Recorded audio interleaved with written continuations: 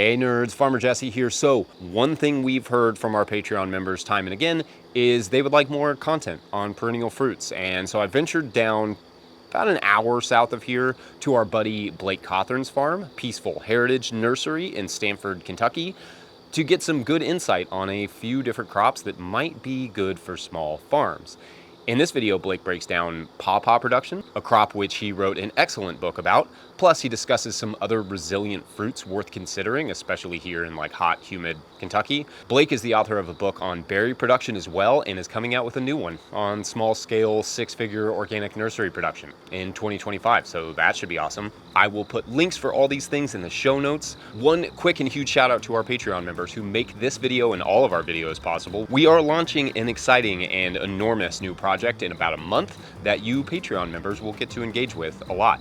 It'll be free, it'll be awesome. You Patreon members will be the first to hear what it is at patreon.com/no-till-growers. Otherwise, let's get to Blake Cothren at Peaceful Heritage Nursery.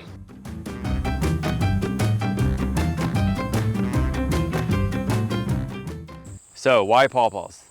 So I became really intrigued with pawpaws about 20 years ago when I first learned about the fruits. This was like the early 2000s.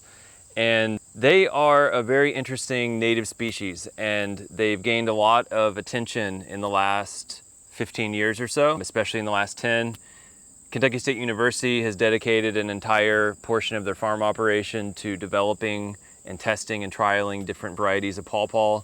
They created germplasm from seeds from all over the USA. And so they've been developing different varieties, and we're also testing and trialing a number of varieties here at the farm. I've got about some 50 varieties of pawpaws growing here. This one right here, there's the fruit clusters on it. This is KSU Chappelle. And so this has been the third and newest release from KSU. And pawpaws are just a really interesting species. So we'll talk about them a little bit, where they come from. They're native to the eastern US, all the way from the upper parts of actually Canada, Ontario, New York, all the way down to the northern parts of Georgia, maybe central Georgia also. There's another species that grows further south, but it's not Asimina triloba, which is what we're talking about today. So they are distantly related to magnolia, and you can see a lot of resemblance in the leaves and the flowers of magnolia. And they produce this large green fruit that's actually North America's largest edible fruit. And it ripens anywhere from around the middle of August to the first or second week of October. So they have a fairly long season of ripening, and they are a native thicket producing tree. They make a lot of suckers and will produce these natural thickets. And so a lot of people will have these growing on their farm, or they'll find them growing at the park, but they always say, well, there's hardly any fruit. Where's all the fruit? And so the reason that there's not a lot of fruit in these natural thickets is that there's a lack of genetic variation. It might just be one tree that is suckered out and looks like it's 10 trees or 20 trees, but it's actually just one. And so there's a lack of cross-pollination that happens in the wild a lot of times. So in an orchard setting, it's important to have multiple genetically different trees. So that could be different name varieties or different seedlings. We have a mix here. What you see around me is mostly seedling trees that I planted over the years from our Superior Ultra Select seed line. And I also have grafted trees. This is a tree that I grafted from the KSU Chappelle scions. So what I like about pawpaw trees, first of all, the fruit is delicious. The texture of the fruit is, on high quality fruits, the texture of the fruit is like a thick custard. So it's similar to like a very ripe avocado or like Greek yogurt. It's very thick and custardy and soft. The flavor is very tropical. On most varieties, you're gonna get a blend of like mango, banana, sometimes there's other flavors mixed in there too, pineapple, strawberry, sometimes you can have notes of chocolate, vanilla. So there's a lot of really amazing flavors you can get in there. Some people describe it, certain varieties might taste like cantaloupe or melon. There's a lot of different variety there. The trees are easy to grow. They don't suffer from a lot of disease and insects. There are some diseases and insects, like for instance, this leaf here, you can see a little damage here on the leaf. This is Japanese beetles. There's also a few native fungal pathogens and a few native insects, including the zebra swallowtail butterfly, which has a symbiotic relationship with pawpaws. It's the only thing they feed, the only thing their larva feeds on is pawpaw trees, pawpaw foliage. So they do have some issues, but they're gonna have so much less disease and insect issues than, say, peaches or plums or apples, which are just disease and insect magnets in this part of the country. So pawpaws in this part of the country, they just do really well. They've got that native resilience. They can handle our humidity and our rain. Pest issues are usually not that bad. And a single tree can produce anywhere from about 30 to 40 pounds of fruit at maturity. Wow. And so maturity takes some time. You're looking at about 7 to 8 years before the tree is mature, but they can start producing fruit within about 3 to 4 years from planting. An interesting thing to note is that other countries that are in temperate zones have become very interested in pawpaws, and countries like South Korea, Germany, Belgium, even New Zealand, and other places in Europe, Italy and Spain, they're all investing in pawpaw production.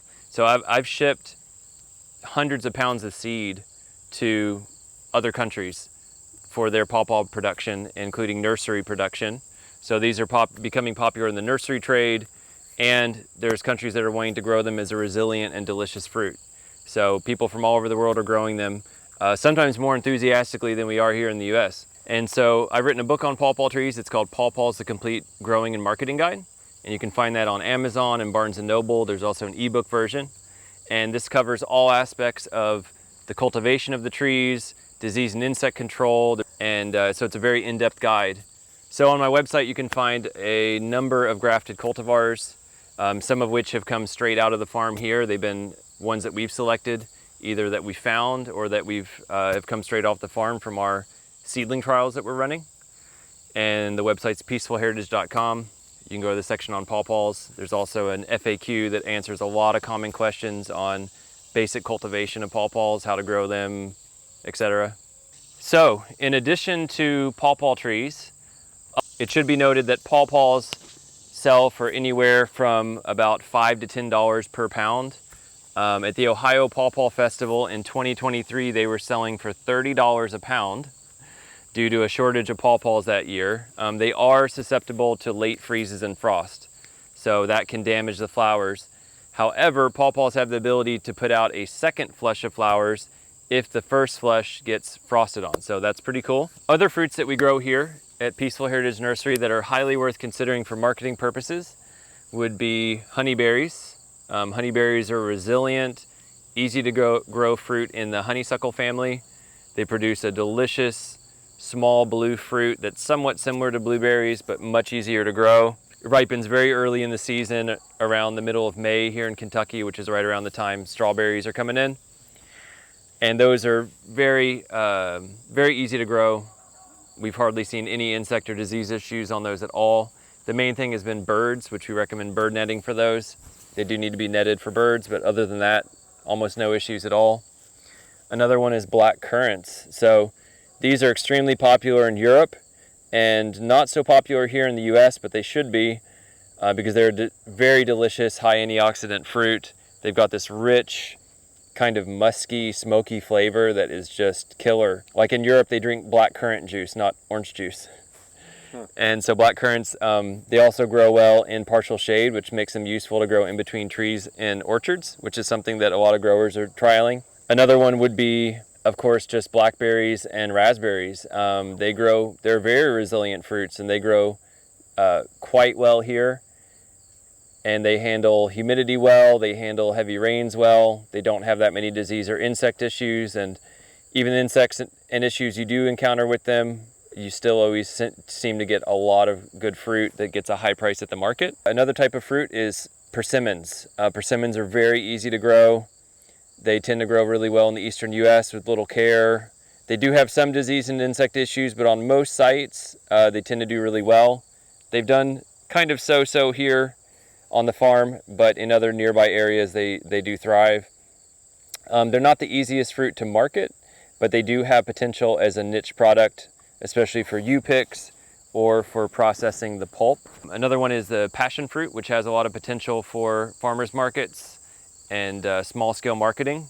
We think it could be a good niche crop, and easy to grow, always sets fruit, never gets damaged by late frost or freezes, and has very, very few disease or insect problems, and is an exotic fruit that could be the next pawpaw. It just needs a little bit more development. We do sell an excellent select strain that produces big, tasty fruit reliably. Another one that is one of my personal favorites is mulberry.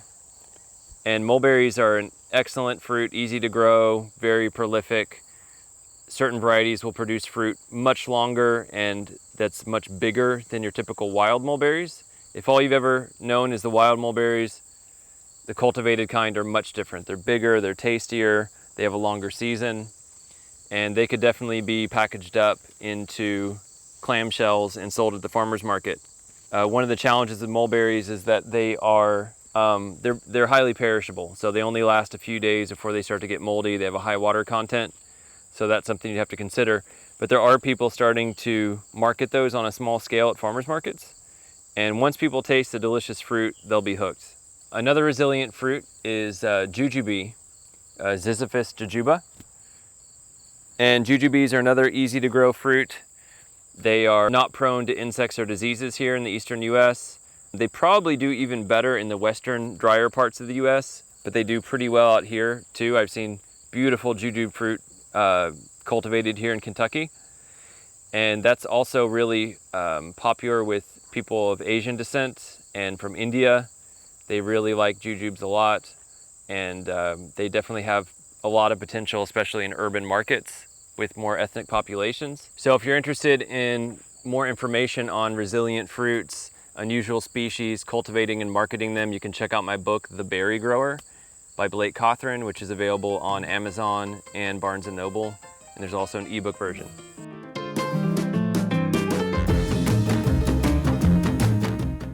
All right, how awesome are those fruits and everything that Blake has going on down there? I'm really wanting to gear our farm more and more around fruits, or more specifically stuff I can harvest like this and not like this, like bending down.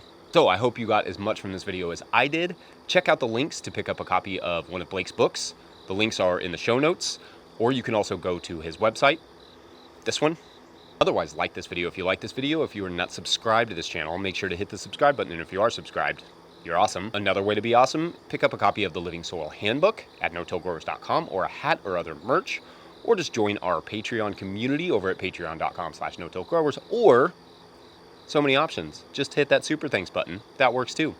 Super thanks for watching. We'll see you later.